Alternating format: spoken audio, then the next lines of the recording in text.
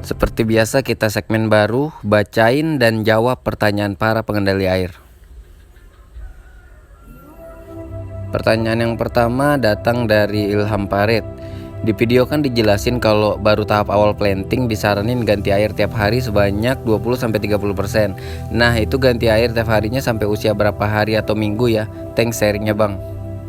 Pembahasan ini udah sering banget aku bahas di video-video yang sebelumnya. Mungkin teman-teman ada yang nge-skip jadi nggak kepantau itu penjelasannya, atau mungkin ada yang belum menonton semua video-video yang aku buat ya. Nah di sini aku jelasin lagi. Biasanya di minggu pertama aku setiap hari ganti air di 10-20%. 30% boleh, cuman sesudah kalian kuras airnya tambahkan bakteri starter yang ya lebih banyak lah, biar menggantikan bakteri yang terbuang dari air yang kita buang tadi. Terus masuk minggu kedua, biasanya aku naikkan di 2 hari sekali, kurang lebih 20-30% yang aku buang. Nah kalau aku pribadi, biasanya aku buang air itu 2 hari sekali. Sampai sekarang masih aku lakuin, karena ya aku menjaga kualitas air yang ku buat, sama tetap membuat parameter airku itu soft. Karena kalau kita biarkan air yang ada di dalam tank itu lebih lama, parameter air itu akan terus bertambah, baik nilai KH, GH dan lain-lain. Karena setiap hari pupuk cair itu aku supply dengan dosing yang menurutku lumayan banyak di luar yang disarankan oleh pupuk tersebut. Alasannya karena cahaya yang aku pakai itu super highlight, sama tanamannya padat banget, jadi kebutuhan nutrisinya memang banyak. Kita lanjut ke pertanyaan kedua dari Yose Gunner. Suhu air kisaran berapa bang untuk air yang sehat? Nah kalau aku pribadi di rumah yang sekarang itu 26 derajat sampai 28 derajat stabil. Terus poinnya gini, semakin dingin air semakin susah alga tumbuh, tapi semakin lama juga tanaman berkembang.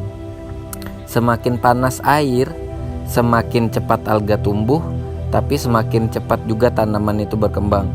Tinggal kalian yang pilih. Jadi saranku ambil titik tengahnya di angka 25 sampai 26 derajat. 26 derajat sudah paling bagus sih menurut aku. Lanjut lagi ke pertanyaan ketiga dari Koiron Abidin. Bang, ppm sama pH-nya di sana berapa? Nah, nilai ppm dari TDS, total dissolved solid, itu sebenarnya bukan patokan utama kalian dengan parameter kalian ya.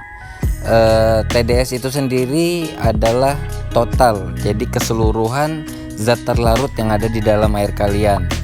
TDS ini bisa kalian pakai kalau misalnya kalian itu sudah pernah mentes kadar air terlarut yang ada di air kalian ya, kayak KH, GH, terus NO2, NO3 dan lain-lain. Nah, kalau kalian sudah tahu nilai itu, nilai ppm tadi bisa kalian gunakan buat panduan pergantian air. Misalnya kayak gini. Ketika kalian cek KH kalian 1, GH kalian 1, terus dan yang lain-lain, itu total ppm-nya kurang lebih sekitar 40 sampai 50 ppm. Ini misal ya. Nah, terus ketika kalian suplai ke dalam akuarium kalian dalam tempo waktu 1 minggu, itu kenaikannya kurang lebih jadi 120 ppm. Itu bisa kalian jadikan panduan untuk pergantian air. Kalian bisa reset, buang airnya sampai terus kalian ganti baru sampai nilai ppm-nya tadi kembali ke angka 40 ppm. Kalau kalian mau menjaga di KH1, GH1 dan lain-lain, itu cara aku pribadi, simple ya. Jadi kalian hanya perlu ngetes sekali kadar zat terlarut yang ada di dalam air kalian, kemudian tinggal kalian yang kelola. Itu cara simpelnya. Nah, untuk pH air sendiri, pH airku sebelum masuk ke dalam tank itu 7,9. Kemudian ketika masuk ke dalam tank, kemudian disuplai CO2, 1-2 jam kemudian itu turun menjadi 7 sampai 7,1. Itu pH yang ideal ya. pH yang ideal buat aquascape itu di angka 6,5 sampai 7,2. Itu udah yang paling ideal.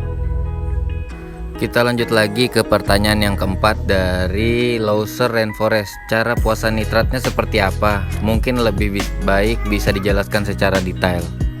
Kita jelaskan asal usulnya aja dulu ya kali.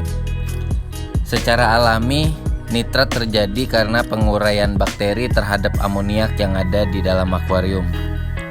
Nah, amoniak sendiri itu banyak faktornya.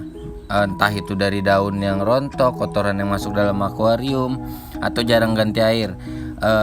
Yang paling banyak menyumbang amoniak itu karena overfeeding, pemberian makan berlebih.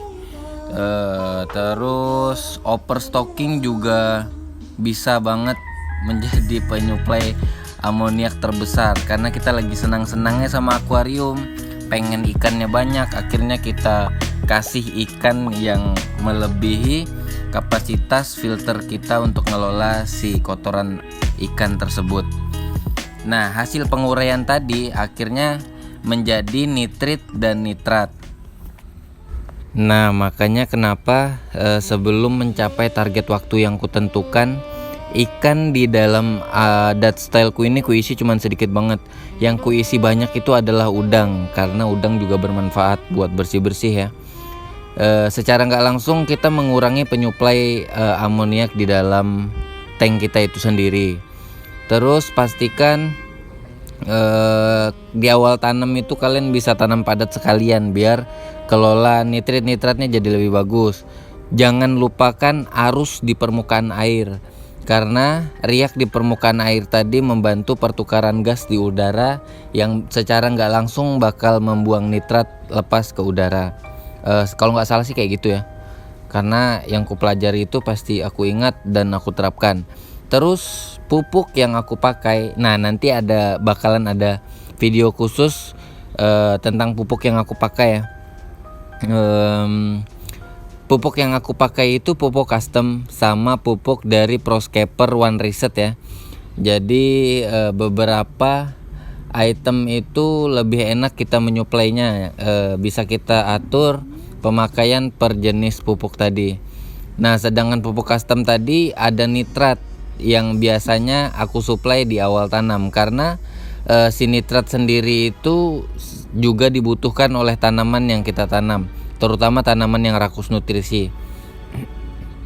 Kemudian ketika masuk umur lebih dari 1 bulan, secara nggak langsung nitrat di dalam akuarium tadi bakalan terjadi secara alami ya dari penguraian amoniak oleh bakteri tadi seperti yang kujelaskan sebelumnya.